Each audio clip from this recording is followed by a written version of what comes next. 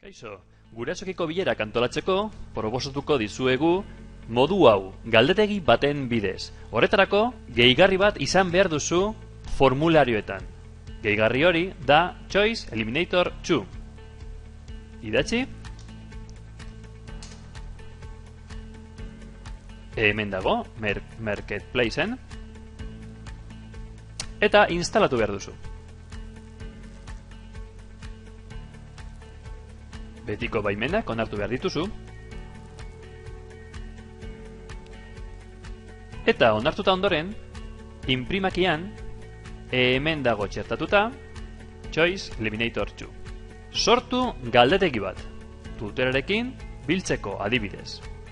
Eta, lehenengo galdera, nik jarriko nuke, zure seme-alabaren izena.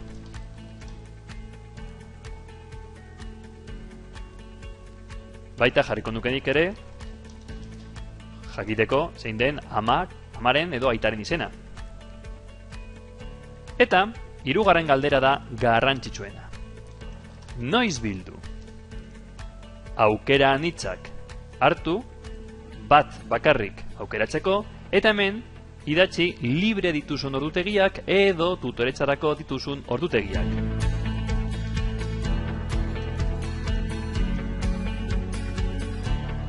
Nire galdetegian bakarrik jarriko ditut hau, baina zuk gehiago jar ditzakezu.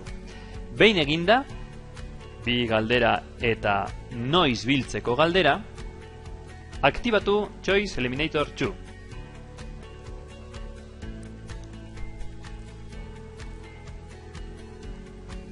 Honekin zer lortuko dugu? Baten batek, aukera hau hautatzen badu, besteei ez zaie agertuko. Beraz, nola egiten da hau? Zein da ezabatu nahi dugun erantzuna? Hemendik, ezta? Ondo.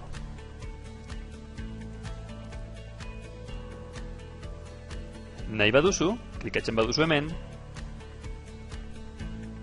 zenbat aldiz hartu behar dute aukera hori desagertzeko? Kasu honetan bat, ezta? Ze bederatzietan bakarrik bilduko naiz familia batekin. Baina gerta daiteke jartzea 2, inkluso 3, laugarrenari ez zaio agertuko. Baina kasu honetan, adibide honekin, beti da behin hartuta desagertzea. Oso ondo. Egina dago. Orain, galdetegi hau, bidaliko diegu familiei. Bidaltzeko ja badakizu, ezta? Bidali eta edo posta elektronikoaren bidez, edo jarri esteka zure blogean, edo site batean kapsulatu. Bidaltzen dugu, gurasoek jasotzen dute, eta gurasoek horrela ikusiko dute. Zure seme-alabaren izena, Jon, zure izena, Sergio, eta noiz bildu?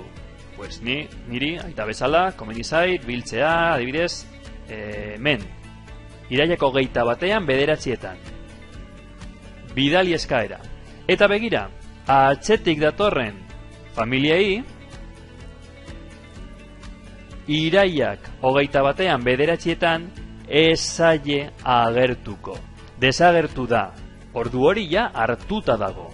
Niri, irakasle bezala, ona erantzunak atalera, ailegatzen zaizkit erantzunak. Irekitzen badugu kalkulu horri bat, hemen jartzen du Sergio, Jonen aita, bilduko da nirekin, irailaren 21 bederatzietan. Modu erraz bat, gurasoekiko bilerak kudeatzeko. Eskerrik asko, agur!